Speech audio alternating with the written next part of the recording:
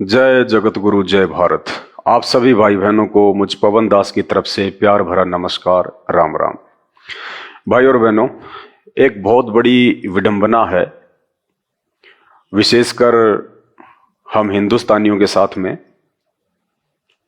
जब जब इस पृथ्वी पे परमात्मा आते हैं या परमात्मा अपने अंश अवतार सर्जित करते हैं या कोई महापुरुष आते हैं, उस समय हम उनको नहीं जान पाते, नहीं पहचान पाते। और वे महापुरुष पूरी कोशिश करते हैं अपने आप को सिद्ध करने की, लेकिन इसके बावजूद भी हम लोग उनको महत्व नहीं देते, उनको तवज्जो नहीं। उनके जाने के बाद हम ही लोग जो उस समय उन्हें गालियां निकाला करते थे, उन्हें जूतों से मारा करते थे, उनके लिए हम अभद्र भाषा का प्रयोग किया करते थे, उनके जाने के बाद हम लोग उनके मंदिर बनाते हैं, उनकी मूर्तियां बनवाते हैं, उनके आगे हम दंडवत प्रणाम करते हैं। उन मूर्तियों के आगे जो उनके जाने के बाद बनाई जाती हैं, जो बेजान होती हैं, मुर्दा होती हैं, वो मूर्तियां ना सुन सकती, ना देख सकती, ना बोल सकती, ना चल सकती, ना हमारी बातें सुन सकती, ना हमें कोई समाधान बता सकती, बिल्कुल बेजान और मुर्दा। फिर उन मूर्तियों के आगे बैठकर अगरबत्ती धूप बत्ती करके, हाथ जोड़ के, नाक रगड़ रगड़ के हम उनसे पुत्र प्राप्ति की उम्मीद लगाते हैं, हम उनसे धन मांगते हैं, हम उनसे नौकरी मांगते हैं। ये विडंबना सदियों से चली आ रही है और इसी का खामियाजा आज हिंदुस्तान सबसे ज्यादा भुगत रहा है। और उस समय हम उनको क्यों नहीं जान पाते, क्यों नहीं पहचान पाते? सिर्फ एक ही कारण होता है, धर्मगुरु। वो धर्मगुरु जो शास्त्रों से अपरिचित होते हैं, वो धर्मगुरु धर्म ही जिनका धंधा होता है, वो धर्मगुरु यदि उस समय उन महापुरुषों की पहचान करने दें तो उनके रोजगार पे संकट आ जाता है। इसलिए वे लोग हमें भक्ति और भगवान से हमेशा दूर रखते हैं, भटका के रखते हैं, सिर्फ अपने स्वार्थ के लिए। और यही कारण है आज हम केवल भगवान का नाम जानते हैं, भगवान के गुणों से अपरिचित हैं। हमने सुन तो बहुत रखा है कि भगवान निर्धन को माया देता है, लेकिन इसी भारत देश में जहां सबसे ज्यादा भगवान है, जहां भगवानों की सबसे ज्यादा महिमा गाई जाती है, इसी देश की आबादी सबसे ज्यादा निर्धन है। कहते हैं भगवान बांझ को पुत्र देता है। बहुत सुना है, हमने पढ़ा है, लिखा हुआ है, सत्य भी है। लेकिन इसी देश में न जाने कितनी माता बहनें इन पाखंडी और नकली धर्मगुरुओं के चक्कर में पड़कर पुत्र प्राप्ति के लालच में अपना यौन शोषण तक करवा डालती हैं। कहते हैं भगवान अंधे को आंख देता है, लेकिन हमारे इसी देश में श्री रामभद्राचार्य जैसे धर्मगुरु जो अपने जीवन के अंतिम पड़ाव में हैं, लेकिन वो देखने के लिए तरस रहे हैं। कहते हैं भगवान असाध्य रोगों का इलाज कर देता है, असाध्य रोगों को ठीक कर देता है, लेकिन इसी देश के धर्मगुरु श्री प्रेमानंद जी और सदगुरु रितेश्वर दास जी, जो आज कैंसर जैसे असाध्य रोग से तकलीफ में हैं, महाकष्ट में हैं, कहते हैं भगवान मुर्दे को जिंदा कर देता है। लेकिन लोगों ने सुना है, आज तक किसी ने मुर्दे को जिंदा होते देखा नहीं। कहते हैं भगवान कर्मों को काट देता है, फिर सुख देता है, क्योंकि हर प्राणी यहां पे सुख दुख का जो अनुभव करता है वो अपने पूर्व जन्म जन्मांतरों के कर्म और कुकर्मों के कारण करता है। लेकिन दूसरी तरफ हम देखते हैं इतिहास उठाकर, स्वयं श्री रामचंद्र जी, जिनको दुनिया भगवान कहती है, विष्णु का अवतार कहती है, जब वे त्रेता युग में आए, 14 वर्ष का वनवास हुआ, उनकी पत्नी को रावण उठा ले गया और अपनी पत्नी को वापस लाने के लिए उन्होंने किष्किंधा के राजा सुग्रीव के साथ एक एग्रीमेंट किया कि मैं तुम्हें तुम्हारा राज्य वापस दिलवा दूंगा, बदले में तुम अपनी समस्त वानर सेना के साथ मेरी सहायता करोगे। उस एग्रीमेंट के तहत स्वयं भगवान ने, श्री रामचंद्र जी ने पेड़ की ओट लेकर धोखे से सुग्रीव के भाई बाली का वध किया और स्वयं फिर श्री रामचंद्र जी को धोखे से मारे गए बाली को बदला देने के लिए, वो कर्म भोगने के लिए द्वापर युग में श्री कृष्ण रूप में पुनः जन्म लेना पड़ा। तो लोगों की आस्था, लोगों का विश्वास डगमगाने लगता है कि हम जिस दशरथ पुत्र श्री राम से ये उम्मीद लगा के बैठे हुए हैं कि ये राम है, भगवान है, ये हमारे कर्मों को काटेंगे, लेकिन ये तो खुद अपने ही कर्मों को नहीं काट पाए, तो लोगों का विश्वास भक्ति और भगवान से उठने लगता है। भाई और बहनों, इसका सबसे बड़ा कारण एक है, हमने केवल भगवान शब्द सुना है, हमने भगवान को देखा नहीं है, हमने अभी तक भगवान को प्राप्त किया नहीं है। भगवान जो लाभ देता है वो लाभ अभी तक हमने सुने हैं, प्राप्त नहीं किए। भगवान के क्या गुण होते हैं हमने केवल सुने हैं, अभी तक हमने वो गुण प्राप्त नहीं किए। और वो लाभ, वो गुण ऐसे प्राप्त नहीं किए जा सकते, ना मंदिर में जाके, ना मस्जिद में जाके, ना गुरुद्वारे में जाके, और ना ही चर्च में जाके, और ना ही बेजान और मुर्दा पत्थरों की मूर्तियां पूजने से आपको भगवान से मिलने वाले लाभ मिलेंगे। वो लाभ प्राप्त करने की एक विधि है जो हमारे शास्त्रों में वर्णित है। जब तक हम उस विधि के अनुसार नहीं चलेंगे, हम कदापि उस परमेश्वर से, भगवान से मिलने वाले लाभ को प्राप्त नहीं कर सकते। और लाभ लेने का सर्वप्रथम जो तरीका है वो ये है, गुरु होना चाहिए। और गुरु भी कोई नकली नहीं, कोई पाखंडी नहीं, सतगुरु, सच्चा गुरु। सच्चा गुरु कौन होता है? सच्चे गुरु की पहचान भी गीता जी में ही वर्णित है।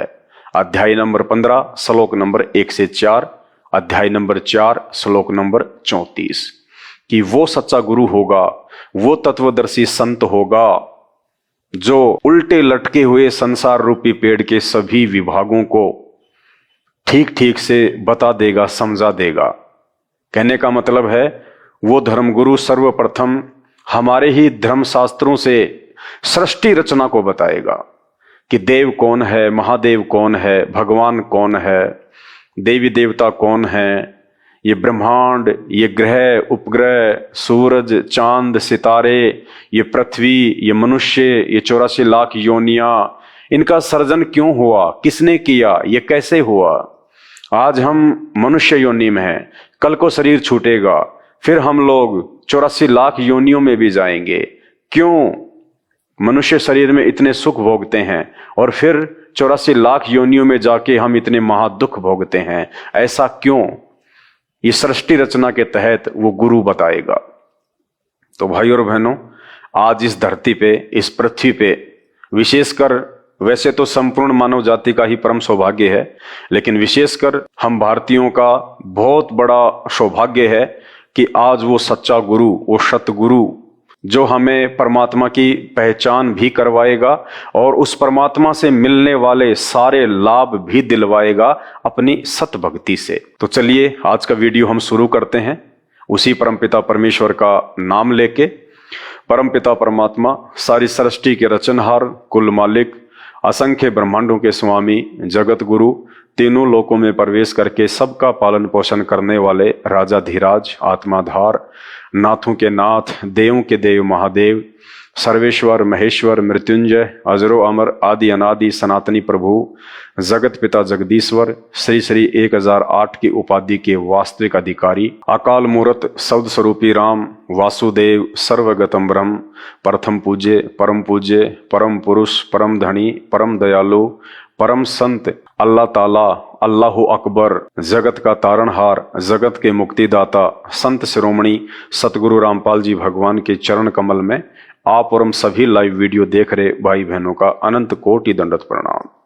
तो भाई और बहनों, अभी तक आपने केवल भगवान से मिलने वाले लाभ के विषय में सुना है। आपने ना अनुभव किया है, ना आपने वो लाभ उस परमात्मा से प्राप्त किए हैं। कारण अभी तक आपको सच्चा गुरु नहीं मिला, जो आज इस धरती पे प्रकट है, 8 सितंबर 1951 से प्रकट है। और केवल वो सतगुरु ही नहीं है, क्योंकि सत भक्ति मार्ग में जो सच्चा गुरु होता है स्वयं वो परमात्मा ही होता है। वो समर्थ होता है, वो यहाँ के देव और महादेव से सर्वशक्तिमान होता है। उन्हें ब्रह्मा विष्णु महेश की तरह अपने अंश अवतार सर्जित करने की आवश्यकता नहीं पड़ती। वे स्वयं ही अवतार धारण करके इस पृथ्वी पे आते हैं, अपने विषय में लोगों को जानकारी देते हैं, भगवान के विषय में बताते हैं, और भगवान से मिलने वाले लाभ वे सतगुरु स्वयं देते हैं अपने साधकों को, जो उनसे उपदेश प्राप्त कर लेता है। तो सबसे पहले भक्ति और भगवान से भी पहले यदि हमें किसी चीज की आवश्यकता पड़ती है तो हमें ज्ञान की आवश्यकता पड़ती है। और ज्ञान इस पूरी पृथ्वी पे सतगुरु के अलावा कोई नहीं दे सकता। और एक समय में इस पूरी पृथ्वी पे एक ही सतगुरु होता है, 2 सतगुरु नहीं होते, 10 सतगुरु नहीं होते। उस एक सतगुरु के अलावा जितने भी सतगुरु हैं, जितने भी गुरु हैं, जितने भी जगत गुरु हैं, जितने भी शंकराचार्य हैं, ये सब धर्म को धंधा बना के बैठे हैं। ये सब अपनी रूढ़िवादी परंपराओं का निर्वाह कर रहे हैं। उनके पास में ना कोई ज्ञान है, ना कोई समाधान है। तो चलिए आज आपको रूबरू करवाते हैं स्वयं उस कबीर परमात्मा से, जो देवों का देव है, महादेव है, चारों वेद जिसकी महिमा गाते हैं। और वो परमात्मा जिस परमेश्वर के गुण आज तक हमने इन धर्मगुरुओं से सुने हैं, लेकिन हमने कभी वो प्राप्त नहीं किए, लेकिन वही परमात्मा आज सतगुरु के रूप में 8 सितंबर 1951 से संत रामपाल जी के रूप में धरती पे प्रकट होकर लाखों आत्माओं को वो अद्भुत अद्वितीय आध्यात्मिक लाभ दे रहे हैं, जिसकी कल्पना भी नहीं की जा सकती। तो चलिए आज आपको भगवान के कुछ भक्तों से रूबरू करवाते हैं, और नाम उपदेश लेने के बाद में उन भक्तों को परमेश्वर ने क्या क्या लाभ दिए, जो परमात्मा के गुणों में लिखा हुआ है कि परमात्मा ऐसा करता ही करता है। अरे वो भगवान ही क्या हुआ, वो परमात्मा ही क्या हुआ जो अपने भक्तों को सुखी ना कर दे, जो अपने भक्तों के असाध्य रोगों का निवारण ना कर दे, जो अपने भक्तों को जो मृत्यु सैया पे लेटे हुए उनको 100 वर्ष के लिए जीवन दान ही ना कर दे। वो भगवान ही क्या। अभी तक हमारा भगवान से पाला नहीं पड़ा, अभी तक हमारा केवल नकली और पाखंडी धर्म गुरुओं से पाला पड़ा है, जो खुद को भगवान साबित किए हुए बैठे अपने धार्मिक धंधे के लिए। तो धैर्य के साथ में निष्पक्ष होके आप आज का वीडियो देखिएगा, और परमपिता परमेश्वर सतगुरु रामपाल जी भगवान, जो कि स्वयं परमात्मा है, भगवान है, अल्लाह है, और स्वयं ही ये सतगुरु की भूमिका निभा रहे हैं और अपने भक्तों को अद्वितीय आध्यात्मिक लाभ दिए हैं। आज उनके एक भगत के अनुभव हम सबके साथ में शेयर करेंगे, ताकि आप भाई बहनों को भी पता चले इस बात का कि धरती पे परमात्मा कहाँ प्रकट हैं और कैसे उनसे लाभ लिए जा सकते हैं। सब जानते हैं कि भगवान दुखों का नाश करता है, भगवान हमारे दुख हरता है, लेकिन उसके बावजूद भी हिंदुस्तान में कितने हॉस्पिटल हैं, हर दिन नए नए हॉस्पिटल खुल रहे हैं। अरे यदि श्री राम ही भगवान हैं, दशरथ पुत्र श्री राम और श्री कृष्ण जी ही यदि भगवान है, परमात्मा है, ईसाइयों का ईसा मसीह ही यदि परमात्मा है, मुसलमानों का अल्लाह ही यदि परमात्मा है, तो इस देश में नित नए नए हॉस्पिटल क्यों खुल रहे हैं? इतने भयंकर भयंकर रोग क्यों उत्पन्न हो रहे हैं? भगवान तो रोगों का नाश करता है, भगवान तो दुखियों को सुखी करता है। उसके बावजूद भी इस देश की जनसंख्या दिन ब दिन दुखी होती जा रही है, रोगों से वो पीड़ित होती जा रही है। कारण एक ही है कि हम अभी तक नकली भगवानों के संपर्क में आए हैं, उस असली भगवान के संपर्क में नहीं आए, जो सतगुरु की भूमिका में 8 सितंबर 1951 से भारत देश की पावन भूमि पर अपने ज्ञान का प्रचार कर रहे हैं। और जो भगत आत्माएं उनके संपर्क में आ रही हैं, उनके ज्ञान को समझ के, उनके तत्व ज्ञान से रूबरू होके जो उन्हें अपना गुरु धारण कर रही हैं, उनसे नाम दीक्षा प्राप्त कर रही हैं, और आजीवन उनके नियमों में रह के, उनकी मर्यादाओं में रह के उनकी भक्ति करने का संकल्प ले रही हैं, आज वो आत्माएं अद्वितीय आध्यात्मिक लाभ और सुख भोग रही हैं। तो चलिए आपको एक ऐसी ही आत्मा से आज रूबरू करवाते हैं। मेरे पीछे आप ज्ञानगंगा पुस्तक देख रहे हैं, जो परमपिता परमेश्वर सतगुरु रामपाल जी भगवान ने अपने कर कमलों से लिखी है। इस पुस्तक में सभी शास्त्रों से प्रमाणित अद्वितीय ज्ञान है। और अंत में वो साधक, वो भगत, वे जब से संत रामपाल जी के शरण में आए हैं और उनके दुखों का नाश हुआ है, असाध्य रोगों से उनको मुक्ति मिली है, परिवार में जो संकट लगातार वो झेल रहे थे, सभी संकटों से उन्होंने मुक्ति पाई है। तो चलिए आज हम उनके अनुभव सभी के साथ में शेयर करते हैं। ये पवित्र पुस्तक है ज्ञानगंगा, संत रामपाल जी भगवान के कर कमलों से लिखी हुई है। इसका पेज नंबर है 264। और निष्पक्ष होके देखिए भाई और बहनों, ये पुस्तक कोई मार्केटिंग के लिए नहीं है, ये पुस्तक आपको मूर्ख बनाने के लिए नहीं है। संत रामपाल जी बाकी पाखंडी धर्मगुरुओं की तरह नहीं है जो जीवन यापन अपने भक्तों के दान पे करते हैं। वे सच्चे गुरु हैं, परमात्मा हैं, और हम सभी आत्माओं को इस काल के जाल से बाहर निकालने के लिए आए हैं। ये काल कौन है, शैतान कौन है, जिसकी गिरफ्त में यहाँ के ब्रह्मा विष्णु महेश 33 करोड़ देवी देवता, सभी मानव शरीरधारी प्राणी, हम सभी उसके अधीन हैं, हम सब उसकी गिरफ्त में हैं। कब तक? जब तक हम परमपिता परमेश्वर सच्चे गुरु सतगुरु रामपाल जी भगवान का ज्ञान समझ के उनसे नाम उपदेश प्राप्त नहीं कर लेते हैं, तब तक हम शैतान की हद में हैं, हम इस काल की हद में हैं। चाहे वो मुसलमान हो, चाहे हिंदू हो, चाहे सिख हो, चाहे वो ईसाई हो। तो हमने भगवान को पहचानना है। जब तक हम किसी के विचार नहीं सुनेंगे, जब तक हम किसी के अनुभव नहीं सुनेंगे, तब तक हमें उसके विषय में पता नहीं चल पाएगा। तो धैर्यपूर्वक सुनिए। आपको अच्छा लगे तो अच्छी बात है, आप YouTube पे जाके संत रामपाल जी के सत्संग सुनना शुरू कीजिएगा। और आपको लगता है कि ये भी बाकी धर्मगुरुओं की तरह पाखंड कर रहे हैं, दिखावा कर रहे हैं, लोगों को मूर्ख बना रहे हैं, पैसा कमाने का एक तरीका है, जैसा कि आम व्यक्ति की भाषा है ज्ञानहीनता के कारण, तो कोई पाबंदी नहीं है, कोई जबरदस्ती नहीं है। आप ना सुनिएगा संत रामपाल जी के सत्संग, कोई बड़ी बात नहीं। समय आने पर जब आप अपने वो कर्म भोगेंगे, तब आपको स्वतः ही पता चल जाएगा कि हमने उनके सत्संग ना सुन के जीवन की सबसे बड़ी महाभूल की है। तो आज एक साधक का अपना अनुभव है जो उन्होंने उस पुस्तक में लिखवाया है। ये ज्ञानगंगा पुस्तक है, पेज नंबर है 264। भटकों को सतमार्ग, बहन ईसवंती की दर्द भरी आत्मकथा। मैं भगतमती ईसवंती देवी, पत्नी श्री भगत सुरेश दास अहलावत, पुत्र श्री प्रताप सिंह अहलावत, पानागंजा गांव डीगल, जिला झज्जर में रहती हूं। हे बंदी छोड़ सतगुरु रामपाल जी। बंदी छोड़, यहां पे एक शब्द है बंदी छोड़। हे बंदी छोड़ सतगुरु रामपाल जी। बहुत सारे भाई बहन जो अभी संत रामपाल जी के सत्संग नहीं सुन पा रहे हैं, शास्त्रों से अपरिचित हैं, वे नहीं जानते कि ये बंदी छोड़ क्या होता है। बंदी छोड़ का मतलब होता है वो भगवान, वो परमात्मा, वो गुरु जो हमें हमारे कर्म के बंधनों से छुड़वा दे।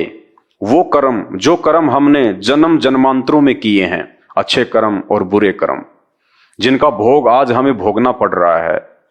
आज इंसान के चेहरे पे यदि फुंसी भी होती है ना, वो उसके कर्म और कुकर्मों के कारण होती है। तो इंसान जो भी भोग भोगता है वो अपने अच्छे बुरे कर्मों के कारण ही भोगता है। तो वो कुकर्म जो हमने आज से पहले अनजाने में, भगवान ना मिल पाने के चलते, ये ज्ञान ना हो पाने के चलते, शास्त्रों की अनभिज्ञता के चलते, जो कुकर्म हमने किए अपने स्वार्थ के लिए, मौज मस्ती के लिए, उन कुकर्मों का भोग आज वर्तमान में हम भोगते हैं। कब तक? जब तक वो गुरु नहीं मिलता, वो परमात्मा नहीं मिलता। तो जब वो परमात्मा मिल जाता है और मिलने के बाद में जब वो ज्ञान देते हैं, नाम उपदेश देते हैं, और जब हम उनकी मर्यादा में रह के उनके सत भक्ति मंत्रों का जाप करते हैं, तो उसके बाद में हमारे पूर्व जन्मों के वो कर्म कटना शुरू हो जाते हैं। वो भोग फिर हमारे को वर्तमान में नहीं भोगना पड़ता, जिस कारण से फिर हम सुखी हो जाते हैं, हमें सारे लाभ प्राप्त होते हैं। इसलिए उस परमेश्वर का दूसरा नाम है बंदी छोड़, जो हमें कर्म बंधनों से छुड़वा दे, स्वतंत्र कर दे, सारे सुख प्रदान कर दे।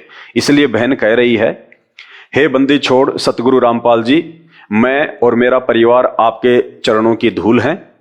आपने हमें वो सुख दिया है जिसकी हम अपने इस जीवन में कभी कल्पना भी नहीं कर सकते। आज मैं अपनी आप बीती यहां लिख रही हूं, जिसकी आपने हम पर कृपा बख्शी है, ताकि हमारी इस दुख भरी कहानी को पढ़कर हमारे की तरह दुखी परिवार भी आपके आशीर्वाद से कल्याण करवा सकें। हमारा जीवन बिल्कुल अंधकारमय था। अगर आपके चरणों में नहीं आते तो आज हम जीवित नहीं होते। यानी बहन के ऊपर उसके पिछले जन्म जन्मांतरों के कर्म और कुकर्मों के चलते वो भयंकर मार पड़ रही थी, वो दुख और परेशानियों का सामना कर रही थी। तो बहन कह रही है कि हे परमेश्वर, हे परमात्मा, हे सच्चे गुरु, हे बादशाह, हे बंदी छोड़ सतगुरु रामपाल जी, यदि हम आपके चरणों में ना आते तो शायद आज हमारा परिवार जीवित भी ना होता। मैं असाध्य रोग से पीड़ित थी, बहन एक भयंकर रोग से पीड़ित थी, कैंसर से भी भयंकर रोग।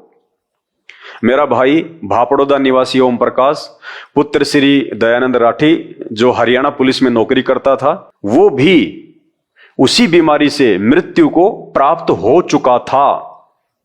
मैं भी इस स्टेज पर पहुंच चुकी थी, मैं इस हालत में पहुंच चुकी थी कि हाथ पैर बिल्कुल लकवे ग्रस्त जैसे हो गए थे, आवाज निकलनी बंद हो गई थी। जगह जगह डॉक्टरों व शानों को दिखाया, लेकिन सब जगह निराशा ही हाथ लगी, क्योंकि हर जगह पाखंडी बैठे हैं, नकली बैठे हैं, धर्म को धंधा बना के बैठे हैं। देखिए, जब तक मुकदमे हैं, लड़ाई झगड़े हैं, तब तक एक वकील का धंधा है। जब तक दुनिया रोगी है, तब तक एक डॉक्टर का धंधा है। और जब तक समाज मूर्ख है, शास्त्रों से अपरिचित है, भक्ति और भगवान की परिभाषा से दूर है, तब तक इन नकली और धर्मगुरुओं का धंधा है। तो ये कभी नहीं चाहेंगे कि हमारा धंधा बंद हो, हमारे पेट पे लात पड़े। इसलिए ये कभी भी हमें भक्ति और भगवान की यथार्थ जानकारी नहीं देंगे, क्योंकि जिस दिन इन्होंने हमें भक्ति और भगवान की यथार्थ जानकारी दे दी, उस दिन तो हम स्वस्थ हो जाएंगे। क्योंकि जब हम सही भक्ति करेंगे, सही मंत्रों का जाप करेंगे, एक परमेश्वर की हम पूजा करेंगे, फिर हमें रोग क्यों होगा, फिर हमें कोई तकलीफ क्यों होगी? और तकलीफ नहीं होगी, रोग नहीं होगा, संकट नहीं होगा, तो हम इन पाखंडियों के पास में क्यों जाएंगे, इन धर्मगुरुओं के पास में क्यों जाएंगे? और नहीं जाएंगे तो उनका धंधा चौपट हो जाएगा। तो जानबूझकर भी कुछ ऐसे धर्मगुरु हैं जो हमें सच्चाई से रूबरू नहीं होने देना चाहते, कारण सिर्फ उनका पेट। जगह जगह डॉक्टरों व शानों को दिखाया, लेकिन सब जगह निराशा ही हाथ लगी। मेरे पति इतनी शराब पीते थे कि जब घर आते तो बच्चे डर के मारे चारपाई के नीचे छुप जाते थे।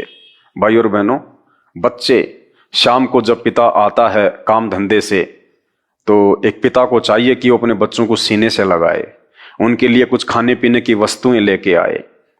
और बच्चों को भी बड़ा इंतजार रहता है कि हमारे पापा जी आएंगे, हमारे पापा जी आएंगे। और वो पापा शाम को दारू के नशे में धुत होके आता है, और आते ही वो अपने बच्चों को मारता है, पीटता है। तो सोचिए उन बच्चों की क्या हालत होगी जिस परिवार का मुखिया नशे का आदी हो। मेरे पति इतनी शराब पीते थे कि जब घर आते तो बच्चे डर के मारे चारपाई के नीचे छुप जाते थे। घर के बर्तन तक शराब के लिए बेच डाले और सिर पर कर्जा चढ़ा लिया। पड़ोसी भी तंग थे। एक दिन तो नशे की हालत में ये मुझको उठाकर ढालान पाने के कुएं में डालने चल पड़ा था। यानी उस बहन का पति एक दिन तो इतनी शराब पी के आया कि पास में कोई कुआं था, उस कुएं में डालने के लिए तैयार हो गया, लेके जाने लगा। महापाप। ओपरी हवा ने कहा कि किसकी क्या पोरस चलेगी, मैं इस घर को बर्बाद करके छोड़ूंगा। उनके पति के ऊपर भूत प्रेत का साया था, तो उस भूत प्रेत ने कहा उसके पति के माध्यम से कि किसी की कोई ताकत नहीं है जो मुझे इस परिवार को बर्बाद करने से रोक दे। मेरे भाइयों ने मेरे ऊपर ढेर सारा पैसा शानों व डॉक्टरों के चक्कर में बर्बाद कर दिया, लेकिन मुझे कोई फायदा नहीं हुआ। मेरा पति शराब पीता था तथा बच्चे छोटे छोटे थे। ससुराल में कोई सहारा नहीं था। मेरा भाई सुखवीर, जो कि डीटीसी में ड्राइवर है, उसने परम पूज्य सतगुरु रामपाल जी महाराज से नाम उपदेश ले रखा है। उसने कहा कि बहन को संत रामपाल जी महाराज जी से नाम उपदेश दिलवा देते हैं। मरना तो इसको है ही, ये आखिरी उपाय भी करके देख लेते हैं। इस पर मेरे पिताजी श्री दयानंद राठी ने कहा कि क्या कोई नाम उपदेश से ठीक होता है? बहन के जो पिताजी थे दयानंद जी, उन्होंने कहा कि भला ऐसा भी कभी होता है कि खाली नाम ही दिलवा दिया और बंदा ठीक हो जाएगा? क्योंकि आज से पहले हमारा जितना भी पाला पड़ा है, हम जितने भी लोगों के पास में गए हैं वो सब के सब नकली थे, पाखंडी थे। उनकी किसी भी प्रकार की आध्यात्मिक क्रिया से, उनकी भक्ति से, उनके द्वारा बताए गए उन मनमुखी मंत्रों के जाप से, आरतियों से हमें कोई लाभ तो होना ही नहीं था। तो अंत में हम लोगों ने भी ये फाइनल कर लिया था कि जो कर्म है वो तो भोगना ही पड़ेगा, उसका कोई इलाज नहीं है, ना भक्ति से ना भगवान से। तो उसी आधार से हर प्रकार से दुखी होकर बहन के पिताजी ने कहा कि भला नाम उपदेश प्राप्त करने से भी कोई सुखी होता है? उनको अचंभा सा हुआ। इस पर मेरे भाई ने इन सबको नाम उपदेश की महिमा के बारे में समझाया। बहन के भाई ने उनको समझाया कि ऐसी बात नहीं है, आज परमात्मा धरती पे आए हुए हैं, संत रामपाल जी के रूप में हैं। आप एक बार बहन को लेके तो चलो, मर तो वैसे भी रही है, ये लास्ट उपाय भी देख लेते हैं एक बार करके। क्योंकि उनको तो विश्वास था, उन्होंने तो नाम उपदेश ले रखा था संत रामपाल जी से। उन्हें तो मालूम था कि धरती पे भगवान आया हुआ है, परमात्मा आया हुआ है, जाते ही बहन को चुटकियों में चंगा करेगा परमात्मा, क्योंकि वो गुण है परमेश्वर के। परमात्मा लाभ देता ही देता है। आम हमेशा मीठापन ही देगा, वो कड़वापन नहीं देगा, क्योंकि वो आम का गुण है। चाहे आप उसको धोखे से खा लो, चाहे उसको प्यार से खा लो, चाहे आप उसको उछाल उछाल के खा लो, आम का गुण है मीठापन, वो मीठापन ही देगा। तो भाई ने पहले से नाम उपदेश ले रखा था। और बहुत सारे जो भगत, जो साधक थे, जो असाध्य रोगों से पीड़ित थे, भूत प्रेत की बाधाओं से जो पीड़ित थे, कैंसर से पीड़ित थे, महा दुखी थे, आर्थिक तंगी में थे, और जब उनको लाभ हुए संत रामपाल जी से उपदेश लेने के बाद में, और आश्रम में आके जब वो अपनी वो कथाएं भक्तों के साथ में शेयर किया करते थे, अपने वो अनुभव बीते दिनों की उन परेशानियों को साझा किया करते थे, तो भक्तों को आपस में विश्वास होता है। तो भाई ने बहुत सारे जो भगत थे उनके अनुभव सुने हुए थे, अपनी आंखों से भी उन्होंने देखा था ऐसे ऐसे असाध्य रोगियों को ठीक होते हुए, मात्र संत रामपाल जी के आशीर्वाद से। भक्ति तो बाद की बात है, भक्ति तो आदमी उस समय करेगा जब उसे कुछ थोड़ा बहुत लाभ प्राप्त होगा। तो मात्र संत रामपाल जी के आशीर्वाद से उन्होंने सैकड़ों हजारों लोगों को असाध्य रोगों से मुक्त होते हुए देखा था। इसलिए उनको पूर्ण विश्वास था कि आप एक बार बहन को लेके तो चलो, नाम तो दिलवाइए, मर तो वैसे भी रही है, ये लास्ट उपाय भी देख लीजिएगा। इस पर मेरे भाई ने इन सबको नाम उपदेश की महिमा के बारे में समझाया। इसके बाद सब ने कहा कि देख लेते हैं। यह कहकर मुझे संत रामपाल जी महाराज के चरणों में लेकर गए। उस वक्त सतगुरुदेव गांव पंजाब खोड़ दिल्ली में सत्संग कर रहे थे। पूरा परिवार मुझे लेकर रात 10 बजे महाराज जी के चरणों में गए। ये बात 25 दिसंबर 1996 की है। मेरे भाई ने पूज्य रामपाल जी महाराज को मेरी दुखदाई कथा बताई। गुरुजी ने रात 10 बजे ही सत्संग में नाम उपदेश की कृपा बख्शी थी। उससे पहले मेरी जुबान भी बंद हो चुकी थी। बहन को जब परमपिता परमेश्वर सतगुरु रामपाल जी भगवान से नाम उपदेश दिलवाया गया, उससे पूर्व कुछ दिन पहले बहन की बोली बंद हो गई थी, उनकी जुबान नहीं उठती थी, बहन का बोलना बिल्कुल बंद हो गया था। उससे पहले मेरी जुबान भी बंद हो चुकी थी, जीभ नहीं उठती थी। जब 26 दिसंबर की सुबह में उठी तो अपने आप को बेहतर हालात में बोलते पाया। नाम उपदेश लिया बहन ने रात्रि 10 बजे। नाम उपदेश लेने के बाद वो सो गई वहीं पे आश्रम में, और जब सुबह वो उठी तो बहन ने अपने आप को बोलते हुए पाया। No medicine, no injection, no operation, कुछ नहीं, क्योंकि ये परमात्मा के गुण हैं। परमात्मा धरती पे प्रकट है। सतगुरु जो चावे सो कर दे, भरम पड़ो मत कोई, सेऊ धड़ पर शीश चढ़ाया, पाछे करी रसोई। अभी तक हमने राम और भिलनी, सुदामा और श्री कृष्ण जी की मीठी मीठी कहानियां सुनी है, भक्ति मार्ग की यथार्थ कहानियां। जिस दिन आप संत रामपाल जी भगवान के सत्संग सुनना शुरू करेंगे तब आपको पता चलेगी। तो ये वो परमेश्वर है।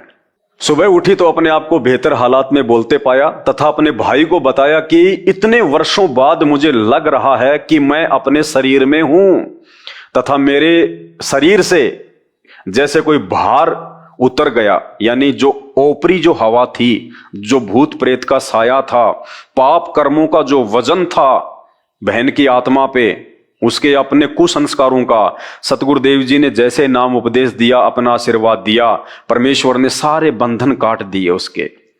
परमात्मा के संपर्क में आते ही भाई जैसे बर्फ होती है, बर्फ का गुण है शीतलता।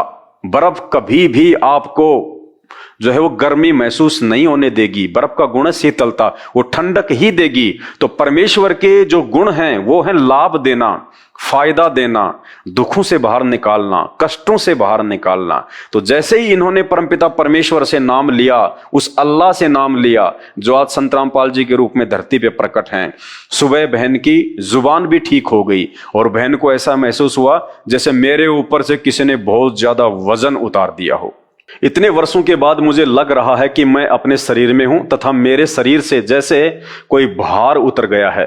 मुझे बोलते देखकर मेरा भाई सुखवीर हैरान रह गया तथा कहा कि महाराज रामपाल जी तो साक्षात कबीर परमेश्वर आए हैं। क्या कहा भगत जी ने जब ऐसा चमत्कार देखा अपनी बहन के साथ में? जो बहन सैकड़ों डॉक्टरों के पास जाके भी ठीक नहीं हो पा रही थी, कितने शाणे, कितने ही धर्मगुरुओं के चक्कर में पैसे भी बर्बाद किया, उसके बावजूद भी 1% लाभ नहीं था। और जैसे ही संत रामपाल जी ने रात्रि को नाम दिया, सुबह बहन 16 आने ठीक, तो भाई भी हैरान रह गया। और भाई का जो विश्वास था, उन्हें पहले से तो मालूम था इस बात का कि ये परमात्मा है, ये कोई सामान्य संत नहीं है, कोई सामान्य व्यक्ति नहीं है। सामान्य संत और व्यक्ति वो कह सकते हैं जो अभी संत रामपाल जी के सत्संगों से दूर हैं, अपरिचित हैं। तो भाई ने कहा कि ये तो साक्षात परमात्मा आए हुए हैं धरती पे, ये तो स्वयं कबीर देव हैं। तथा कहा कि महाराज रामपाल जी तो साक्षात कबीर परमेश्वर आए हैं। मैं बीड़ी पीती थी, उसी दिन छोड़ दी। देखिए, भक्ति के कुछ नियम होते हैं। जैसे हम किसी डॉक्टर के पास जाते हैं, डॉक्टर से हम ऑपरेशन करवाते हैं, डॉक्टर हमें मेडिसिन देता है रिकवर करने के लिए। साथ में डॉक्टर हमें कुछ परहेज बताता है कि आपने खट्टा नहीं खाना, मीठा नहीं खाना। यदि हम वो परहेज का पालन नहीं करेंगे तो डॉक्टर चाहे कितना ही अच्छा क्यों ना हो, उसकी मेडिसिन चाहे कितनी अच्छी क्यों ना हो, ऑपरेशन कितना ही सक्सेसफुल क्यों ना हो, हम रिकवर नहीं हो पाएंगे और वो रोग हमें पुनः धीरे धीरे वापस घेर लेगा। क्यों? क्योंकि हमने डॉक्टर के बताए गए परहेज नहीं निभाए। इसी प्रकार ये भक्ति मार्ग है। अगर हमने उस परमेश्वर से, उस परमात्मा से पूर्ण लाभ प्राप्त करना है जो आज धरती पे सतगुरु के रूप में, संत रामपाल जी के रूप में प्रकट हैं, तो हमने उनकी भक्ति के साथ साथ उनकी मर्यादाओं को विशेष तौर पे निभाना पड़ेगा। और संत रामपाल जी की कुछ मर्यादा हैं। उनके शुरुआत में 11 नियम होते हैं, जिसमें किसी भी प्रकार का नशा करना वर्जित है, मांस भक्षण करना वर्जित है, जीव हत्या वर्जित है। और उनके सत्संग सुनने के बाद में, नाम उपदेश लेने के बाद में, केवल हमने एक ही परमेश्वर की भक्ति करनी होती है और वो परमेश्वर होता है गुरु, सतगुरु। हमने अन्य किसी भी देव देवता की कोई भक्ति नहीं करनी होती है, ना माई मसानी की, ना भैरव भूत की, किसी की नहीं, केवल अपने गुरुदेव भगवान की। क्योंकि आत्मा एक है तो उसका परमात्मा भी एक ही होता है। यदि हम एक से अधिक को भगवान मान के पूजेंगे तो फिर वो वैश्या भक्ति में आ जाती है। और आप सब जानते हैं, वैश्या का कोई दीन नहीं होता, वैश्या का कोई धर्म नहीं होता, वैश्या की कोई इज्जत नहीं होती है। मैं बीड़ी पीती थी, उसी दिन से छोड़ दी। घर आए तो मेरे पति भगत सुरेश ने कहा कि तुम क्या नाम लेकर आए हो? मैं देखता हूं तुम्हारे नाम में इतनी क्या शक्ति है। बहन तो बिल्कुल स्वस्थ होकर अपने घर पे आ गई और परमात्मा ने कहा कि बेटी, ये तो तुझे भगवान ने अपनी तरफ से लाभ दिया है ताकि तेरे को विश्वास हो, और जो भक्ति हमने तुझे दी है तू वो भक्ति करने के लायक हो। लेकिन अगर तू ये नियम नहीं निभाएगी, अगर ये मर्यादा नहीं निभाएगी, तो वापस तुझे ये रोग घेर लेगा। ये परमात्मा का नियम है, उनका ये विधान है। तो जैसे ही बहन रिकवर होके घर पे आई तो बहन के जो पति देव थे सुरेश जी, जो कि नशा किया करते थे, शराब पिया करते थे, उनके ऊपर भूत प्रेत का साया था, ऊपरी हवा थी। वो नाम दीक्षा नहीं लेना चाह रहे थे क्योंकि वो ऊपरी जो शक्ति थी वो आसानी से उनको छोड़ नहीं रही थी। तो जैसे ही बहन आई घर पे नाम उपदेश लेके ठीक होके, तो उस ऊपरी हवा ने उनके पति के माध्यम से कहा कि देखता हूं तुम्हारे नाम में ऐसी क्या शक्ति है, मेरे से बच के कहां जाओगे। घर आए तो मेरे पति भगत सुरेश ने कहा कि तुम क्या नाम लेकर आए हो? मैं देखता हूं तुम्हारे नाम में इतनी क्या शक्ति है। अपनी मां से बोला कि ये अच्छा नाम लेकर आए। बच्चे सुबह सुबह गुड मॉर्निंग की जगह सत साहिब बोलते हैं। संत रामपाल जी के जो भगत हैं और उनके भक्तों के जो बच्चे हैं वो good morning, good evening, good afternoon ये नहीं बोलते। ये बोलने से हमारी भक्ति का सत्यानाश होता है। हम बोलते हैं सत साहिब। सत यानी अविनाशी, साहिब यानी परमात्मा। अपनी जुबान से हर समय हम उस परमेश्वर का उपमात्मक नाम यूज करते हैं, सत साहिब। जब तक हम लोग वास्तविक राम से अपरिचित थे तब तक जब भी हम आपस में मिलते थे तो एक दूसरे को राम राम राम राम कहा करते थे। अब हमें वास्तविक भगवान की पहचान हो गई, वास्तविक श्री राम की पहचान हो गई। वास्तविक श्री राम कबीर साहब है जो आज सतगुरु रामपाल जी भगवान के रूप में धरती पे प्रकट है। वो सत साहिब है, वो सच्चा साहिब है, वो अविनाशी परमात्मा है। दशरथ पुत्र श्री रामचंद्र जी सत साहिब नहीं थे। सत साहिब का मतलब जो परमात्मा कभी नहीं मरता, जबकि उनके तो करोड़ों जन्म और मृत्यु हो चुकी हैं। तो बहन के पति ने कहा अपनी मां से कि ये बच्चे भी क्या नाम लेके आ गए, सुबह सुबह गुड मॉर्निंग बोलने की बजाय सत साहिब बोलते हैं। अपनी मां से बोला कि ये अच्छा नाम लेकर आए, बच्चे सुबह सुबह गुड मॉर्निंग की जगह सत साहिब बोलने लगे हैं। भगत सुरेश 1 साल तक ऐसे ही शराब पीता रहा तथा घर में झगड़ा करता रहा, लेकिन बहन ने मर्यादा नहीं तोड़ी। बहन ने किसी भी प्रकार का कोई नियम अपने पति के चक्कर में, उसके दबाव में नहीं तोड़ा और अपने गुरुदेव के द्वारा बताई गई भक्ति वो करती रही और पूर्णतया वो स्वस्थ रही। एक दिन एक दिन उसका पति बंदी छोड़ कबीर साहिब, गरीबदास जी साहिब व सतगुरुदेव संत रामपाल जी महाराज जी की तस्वीरों को तोड़ने के लिए खड़ा हो गया। तब मैंने हाथ जोड़कर बंदी छोड़ से ये प्रार्थना की, यानी बहन ने अपने घर पे जो दरबार साहिब लगा रखा है, जहां नाम उपदेश लेने के बाद हम आरती करते हैं, मंत्र करते हैं और हम वेदों के अनुसार, ऋग्वेद के अनुसार हवन करते हैं, देसी घी की ज्योत जलाते हैं। वहां जाके बहन ने अपने गुरुदेव भगवान सतगुरु रामपाल जी से हाथ जोड़ के प्रार्थना की कि हे परमेश्वर, इस नादान को आप ही सद्बुद्धि दीजिएगा। तब मैंने हाथ जोड़कर बंदी छोड़ से प्रार्थना की कि आप ही इनकी बुद्धि को कंट्रोल में कर सकते हैं। तब बंदी छोड़ यानी सतगुरु रामपाल जी भगवान, आपने ही इनको ऐसा चमत्कार दिखाया कि मेरे पति सुरेश ने पूजा स्थल पर वापस फोटो रख दिए तथा उल्टे पांव जाकर दंडवत प्रणाम किया। यानी संत रामपाल जी भगवान स्वयं उस दरबार में अपने शरीर में प्रकट हो गए। उन्होंने ऐसा चमत्कार दिखाया उनको कि बेटा ये खाली फोटोएं नहीं है, ये खाली कागज के टुकड़े नहीं है, परमात्मा खुद धरती पे है। ये असली भगवान की फोटोएं हैं, ये नकली भगवानों की फोटो नहीं है, ये नकली भगवानों की मूर्तियां नहीं हैं, ये असली भगवान की हैं। इनके साथ में खिलवाड़ ठीक नहीं है। परमात्मा स्वयं प्रकट हो गए और उसके बाद वो घबरा गए और उन्होंने वहीं पे ये चमत्कार देखकर सतगुरु रामपाल जी भगवान को दंडवत प्रणाम किया। तब बंदी छोड़ आपने ही इनको ऐसा चमत्कार दिखाया कि मेरे पति सुरेश ने पूजा स्थल पर वापस फोटो रख दिए तथा उल्टे पांव जाकर दंडवत प्रणाम किया। तब से लेकर आज तक उन्होंने शराब, बीड़ी आदि सब बुराइयों को त्याग दिया, यानी उनके पति ने भी नाम उपदेश ले लिया। उसके बाद वो चमत्कार देखकर कि भाई ये कोई छोटे मोटे संत नहीं है, ये तो परमात्मा है। जैसा कि हम पहले इन पंडितों की इन कथाओं में सुना करते थे कि भगवान वहां प्रकट हो गए, भगवान वहां प्रकट हो गए, भगवान नारद जी के सामने प्रकट हो गए, भगवान उस बुढ़िया के सामने प्रकट हो गए।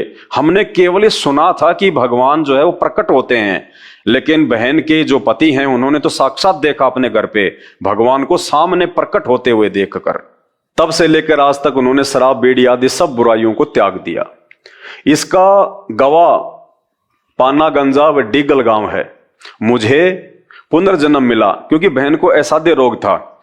यदि वे संत रामपाल जी भगवान की शरण में नहीं आती, संत रामपाल जी से नाम उपदेश प्राप्त नहीं करती, तो बहन का आगे का जीवन शेष नहीं था। सतगुरु रामपाल जी भगवान ने अपने विधान अनुसार, जैसा कि हम भगवान के गुणों में सुनते हैं कि भगवान मुर्दे को जिंदा कर देता है, वो बहन के साथ में हुआ। सतगुरु रामपाल जी भगवान ने बहन को पुनर्जन्म दिया। उन्होंने बहन की आयु को एक्सटेंड कर दिया सिर्फ भक्ति के लिए, वरना बहन अपने संस्कार आधार से इनकी आयु पूरी हो चुकी थी, इनका आगे जीवन शेष नहीं था, कोई भी इनका जीवन आगे एक्सटेंड नहीं कर सकता था सिवाय उस परमेश्वर के, उस अल्लाह के। और वो अल्लाह आज धरती पे संत रामपाल जी के रूप में है। तो परमेश्वर ने उस बहन से आगे भक्ति करवाने के लिए उनके जीवन को एक्सटेंड कर दिया, बहन की उम्र बढ़ा दी परमात्मा ने। मुझे पुनर्जन्म मिला देखकर मेरे दुख में दुखी मेरे भाई राजेंद्र सिंह राठी डीएसपी हरियाणा व भाई प्रेम प्रकाश राठी एडवोकेट सहित पूरे परिवार ने भी नामदान ले लिया। बहन की ऐसी हालत को देखकर, क्योंकि बहन के पास में तो पैसे थे नहीं, बहन क्या करती, अपने पीहर से, अपने भाइयों से मदद मांग मांग के अपना इलाज करवाया करती थी। किसी भी शाणे के पास जाती थी, धर्मगुरु के पास जाती थी, हॉस्पिटल में जाती थी, तो अपने भाइयों से ही आर्थिक मदद लिया करती थी। तो उस बहन की ऐसी हालत को देखकर और ऐसी हालत में एकदम से वो रिकवर हो गई, स्वस्थ हो गई। उन्हें पता चला कि इन्होंने संत रामपाल जी से नाम उपदेश लिया है। तो तुरंत उसका एक भाई जो हरियाणा पुलिस में डीएसपी था और दूसरा एडवोकेट था, पूरे परिवार ने संत रामपाल जी से जाके नाम उपदेश ले लिया।